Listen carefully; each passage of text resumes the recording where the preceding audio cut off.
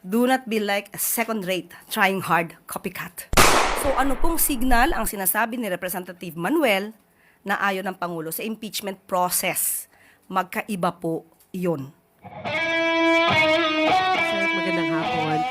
Yusek, may we have your palace's reaction lang po dun sa mga naging statement ni Mayor Baste. Una, he called President Bongbong Marcos as a liar. Sabi niya, press release lang daw yung sinasabi ni PBBM na reconciliation. And pangalawa, sinabi rin po niya, he is weak. Nakita daw natin yan sa midterm na talagang mahina siya, mayabang pa. Magsabi ng 12-0, natalo naman daw yung mga kandidato niya. Yun po muna, ma'am. Marami pa ba? Sige, hintayin ko yung iba pa niya mga sinabi. Unang-una, pinapansin pa ba si Mayor Baste Duterte sa kanyang mga sinasabi? Can we expect any nice word from him for the President? Expected na ganyan ang kanyang magiging reaksyon. Unang-una, patungkol sa liar, sino ba talaga ang liar? Ito ba'y patungkol sa sinasabing reconciliation? Sana po, napakinggan niya mabuti kung ano ang bawat salitang nanggaling sa Pangulo. Tinanong po siya ni Mr. Anthony Taberna kung open ba siya for reconciliation. If I'm not mistaken, that's the word. Open. Right? Not offer. So malaki po ang pagkakaiba ng open for reconciliation at nag-o-offer ng reconciliation. Bilang ama ng bansa, tatanungin siya kung siya ba ay open for reconciliation sa mga Duterte at sa ibang mga taong maaaring nag-o-oppose sa mga polisiya niya. Ano po ba ang dapat tugunan, ang maging tugon ng isang ama ng bansa? Dapat lang, opo, open siya for reconciliation. Sino ba ang matinong leader ang hindi open for reconciliation? Sa ngayon, alam niyo naman po siguro kung sino yung hindi open for reconciliation. At sinabi rin po ng Pangulo na hindi lamang po mga Duterte, bakit lagi po kasi sa kanila lamang nakatuon. Sinabi po, maliwanag, uulitin po natin, open for reconciliation ang Pangulo sa mga Duterte at sa lahat ng tao na maaaring oposisyon or may oppose or may oposisyon sa kanyang mga polisiya. Dahil gusto niya po na makapagtrabaho na maayos, magkaroon ng stability ang gobyerno para matugunan ang lahat ng pangangailangan ng taong bayan. So wala pong nagsisinungaling dito.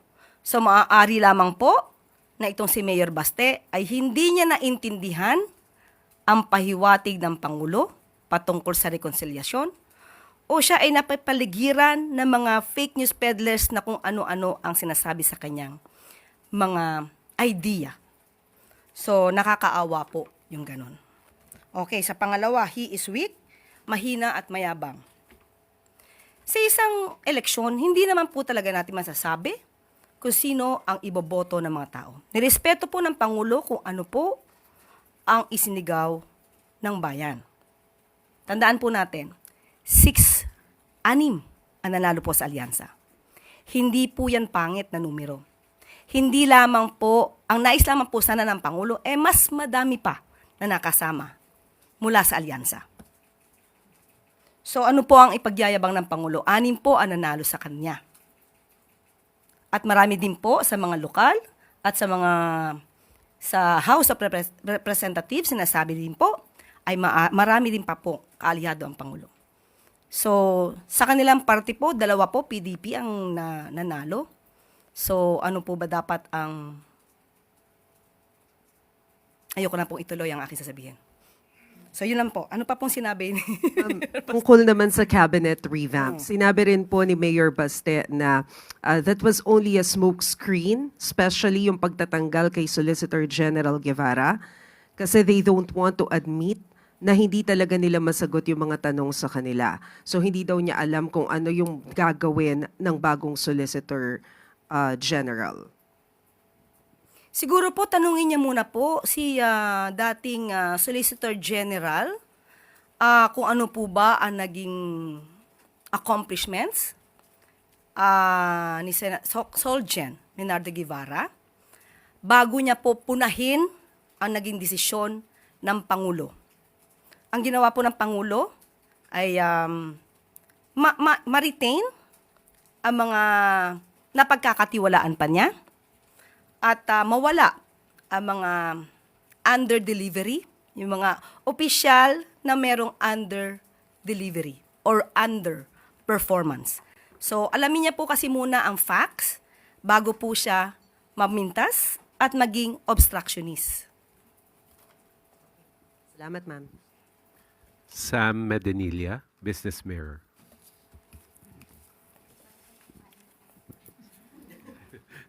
Ayun, good afternoon, ma'am. Ma'am, yung regarding lang po dun sa 1+ ni President Marcos, nung free rides during Sundays. Itatanong ko lang po kung magkano yung budget for that and kung saan po, bakit po hanggang 2028 lang yung project? Bakit hindi po siya even after the Marcos administration? Okay, unang-una sinabi din ng Pangulo, gusto ko lang itong ulitin, na sa ngayon po, ang nais ng Pangulo ay magtrabaho. Magtrabaho lang at iwasan ang pamumulitika. So, kaugnay na rin po ito sa kaninang tanong ni Ms. Maricel. Well, bakit? Bakit po nagkaroon ng ganitong klase na promo para sa family, para sa pamilya tuwing Sunday? Wala naman pong budget required for the MRT3 at LRT2. Yan din po ay ayon kay DOTR Secretary Vince Dizon. Dahil government run po ito at karaniwan naman po pag Sunday ay hindi naman po napupuno ang LRT at MRT natin. So wala pong budget na required for this. At bakit hanggang June 2028, last Sunday ng June 2028? Dahil nais po ng Pangulo na bigyan din po ng karapatan ang susunod na administrasyon kung ano po ang nanaisin nilang programa patungkol po dito. Yan po ay respeto lang po ng Pangulo sa susunod na liderato. Thank you. Thank you po. Pia Gutierrez, ABS-CBN.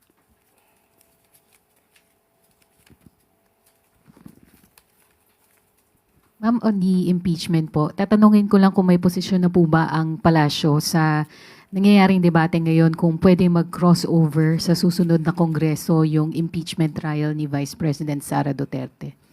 Okay, unang-una po sinabi naman po ng Pangulo na ito po ay nasa kamay na po ng Senado. At hindi po makikialam ang Pangulo kung ano man po ang nangyayaring pagdedebate sa Senado. May kanya-kanya pong ideya dito. May nagsasabi po, mga eksperto rin, na maaari pong tumulay or tumawid sa 20th Congress dahil ayon na rin po sa isang Supreme Court decision, ang Senado po ay itinuturing na isang continuing body. So, hindi naman po siguro ito i-describe or ika-characterize ng Supreme Court na continuing body kung parang nakukonsider siyang na-terminate na o nag-expire na tulad ng House of Representatives. Pero kung ano po ang idea ng Pangulo patungkol dito, una po, maliwanag din sinabi ng Pangulo na impeach na po si VP Sara, kaya po hindi niya po ito papakialaman, wala po siyang anumang gagawin patungkol dito dahil lahat po na mangyayari ay nasa Senado na po. Ang gusto lamang po niya, para sa kalahatan, hindi lamang po para sa impeachment, dapat lang po manatili ang due process, manatili ang proseso. Kung ang proseso po ay kasama po dito ang pagtugon at pagtupad ng mga probisyon ng konstitusyon, dapat sundin kung ano ang nasa konstitusyon, kung ano ang nasa batas, at kung ano ang rule of law. Ma'am, follow up lang po. Because the impeachment is a public accountability mechanism. Nangangamba po ba yung palasyo na hindi na matutuloy yung impeachment trial, lalo na po at may mga kumakalat na balita na merong mga draft resolutions seeking to dismiss yung articles of impeachment against the Vice President? Kung matuloy po o hindi matuloy ang impeachment, mukhang hindi na po yan sakop ng ating Pangulo.